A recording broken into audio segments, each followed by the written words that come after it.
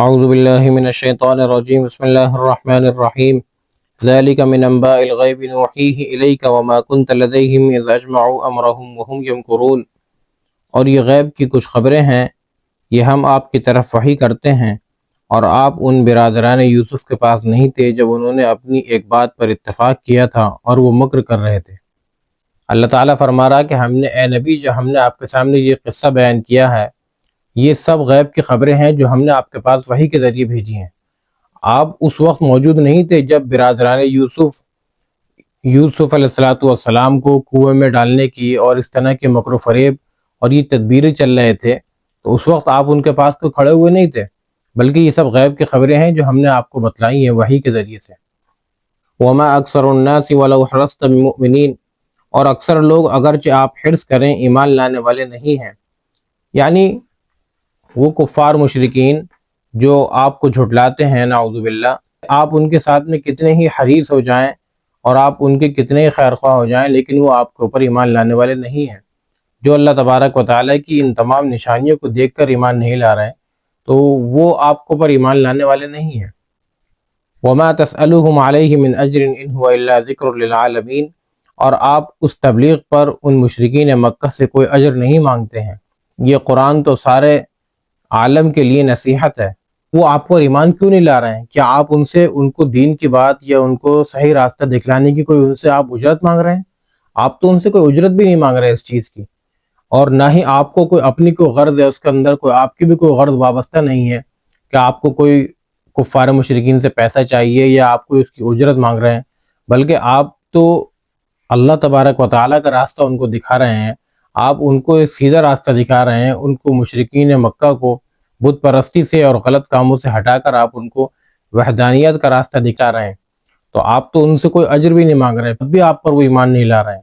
اور یہ قرآن کریم تو سراپا نصیحت ہے پوری دنیا جہان والوں کے لیے۔ وَكَأَيٍّ مِّنْ آيَةٍ فِي السَّمَاوَاتِ وَالْأَرْضِ يَمُرُّونَ عَلَيْهَا وَهُمْ عَنْهَا مُعْرِضُونَ، اور آسمانوں اور زمین میں کتنی ہی نشانیاں ہیں کہ وہ ان پر سے گزرتے ہیں اور ان سے بے دھیانی کرتے ہیں۔ یعنی یہ جتنی نشانیاں آسمان و زمین میں چار دانگے عالم میں اللہ تبارک و تعالیٰ کی نشانیاں پھیلی ہوئی ہیں، اگر بندہ اللہ تبارک و تعالیٰ کی ان نشانیوں میں غور کر لے تب بھی وہ اللہ تبارک و تعالیٰ تک پہنچ سکتا ہے، لیکن اللہ تعالیٰ کہہ رہا ہے کہ یہ ہماری نشانیوں سے گزرتے ہیں، دیکھتے ہیں، ہماری قدرت کے عجائبات دنیا کے اندر پھیلے ہوئے ہیں، وہ دیکھتے ہیں، لیکن کیسے؟ سرسری نظر سے دیکھتے ہیں اور گزر جاتے ہیں۔ اگر یہ دل کی آنکھ سے اس کو دیکھ لیں اور دنیا اور زمین و آسمان کے اندر جو اللہ تعالیٰ کی قدرت کی نشانیاں پھیلی ہوئی ہیں، اگر یہ ان نشانیوں کے اندر غور کر لیں تو یہ اللہ پر ایمان لے آئیں، آپ صلی اللہ علیہ وسلم پر ایمان لے آئیں، سرسری نظر سے دیکھتے ہوئے گزر جاتے ہیں، تو ان کو ایمان کی توفیق نہیں ملتی، تو یہ ایمان لانے والے نہیں ہیں آپ پر۔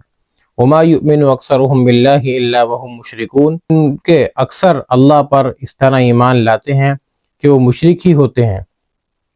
یعنی ان میں سے اکثر ایسے ہیں کہ وہ ان تمام نشانیوں کو دیکھنے کے باوجود بھی آپ پر ایمان نہیں لاتے اور اللہ تبارک و تعالیٰ کے ساتھ شرک ہی کرتے ہیں۔ أَفَأَمِنُوا أَن تَأْتِيَهُمْ غَاشِيَةٌ مِّنْ عَذَابِ اللَّهِ أَوْ تَأْتِيَهُمُ السَّاعَةُ بَغْتَةً وَهُمْ لَا يَشْعُرُونَ، کیا وہ نڈر ہو گئے ہیں کہ ان پر اللہ تبارک و تعالیٰ کی طرف سے عذاب کی کوئی آفت آئے یا اچانک ان پر قیامت آ جائے اور انہیں خبر بھی نہ ہو؟ کیا یہ جو اتنے مطمئن ہوئے پھر رہے ہیں اور یہ کھلم کھلا کفر کرتے ہیں، تو اللہ تعالیٰ کہہ رہا ہے کہ کیا انہوں نے اپنے عذاب سے بچاؤ کا کوئی سامان اکٹھا کر رکھا ہے؟ جو اتنے مطمئن ہوئے ہیں، اچانک ان کے اوپر اگر قیامت آ جائے یا کوئی آفت اچانک ان پر آ جائے تو وہ کچھ نہیں کر سکیں گے، لیکن وہ نڈر ہوئے اس طرح پھر رہے ہیں اور اللہ تبارک و تعالیٰ کے ساتھ شرک میں اس طرح مبتلا ہیں کہ جیسے کہ انہوں نے کوئی اپنے لیے بچاؤ کا سامان، اللہ کے عذاب سے بچاؤ کا سامان کر رکھا ہے، حالانکہ اگر اللہ کی طرف سے کوئی پکڑ آ جائے تو ان کے پاس بچاؤ کا کوئی سامان نہیں۔ قُلْ هَٰذِهِ سَبِيلِي أَدْعُو إِلَى اللَّهِ عَلَىٰ بَصِيرَةٍ أَنَا وَمَنِ اتَّبَعَنِي وَسُبْحَانَ اللَّهِ وَمَا أَنَا مِنَ الْمُشْرِكِينَ، اے نبی کہہ دیجئے یہی میری راہ ہے، میں تمہیں اللہ کی طرف بلاتا ہوں، اور وہ لوگ جنہوں نے میرا اتباع کیا بصیرت پر ہیں، اور اللہ پاک ہے، میں مشرکوں میں سے نہیں ہوں۔ اللہ تبارک و تعالی کہہ رہا ہے کہ اے نبی صلی اللہ علیہ وسلم، اے محمد، آپ ان لوگوں سے کہہ دیجئے، ان کفار مشرکین سے کہہ دیجئے کہ یہی میرا راستہ ہے،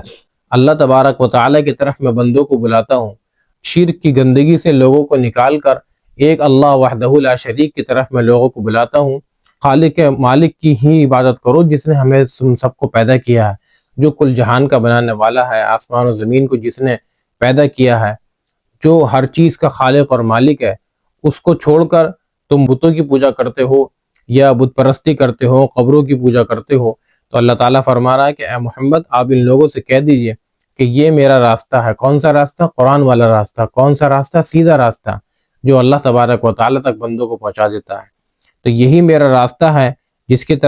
جس میں اللہ کی طرف لوگوں کو بلاتا ہوں، یہ میرا راستہ ہے۔ علی بصیرۃ انا ومن اتبعنی، بصیرت کے ساتھ، حکمت اور دانائی کے ساتھ میں بلاتا ہوں۔ میں اور میرے ساتھ میں اتباع کرنے والے